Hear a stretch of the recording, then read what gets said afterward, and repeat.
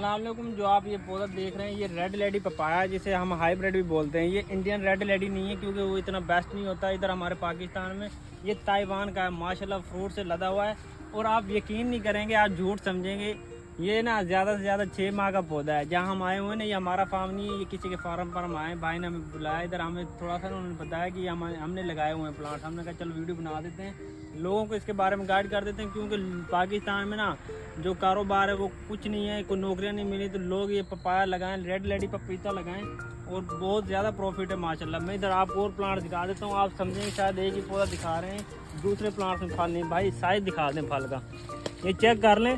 زیادہ سے زیادہ 6 ماہ کا پودا. بھائی نے اپنی پروفٹ سارا کچھ نکالے, جو خرچہ مرچہ ہوا تو وہ سارا کچھ نکل چکا ہے. اب یہاں سے آگے زیادہ سے زیادہ پروفٹ لے گا بھائی. یہ ہے کہ اس میں تھوڑی سی بیماری کا خدشہ ہوتا ہے, لیکن اس کا آپ کنٹرول کر سکتے ہیں اگر آپ محنت کرتے ہیں. اس پر ریڈ لیڈی پپایا لگاتے ہیں, آپ کو کوئی لاس نہیں ہوگا اس میں. یہ آپ نے 6-7 انچ کا پودا لگایا بھائی نے, اور یہ تقریباً آپ دیکھ لیں اس کی ہائٹ 9 سے 10 فٹ بھی ہے, کئی پلانٹ کی 6 فٹ بھی ہے, 7 فٹ بھی ہے, اور فل فروٹ سے لدے ہوئے ہیں. فروٹ اتنا زیادہ ہے کہ گن نہیں سکتے ہم جلدی اس میں.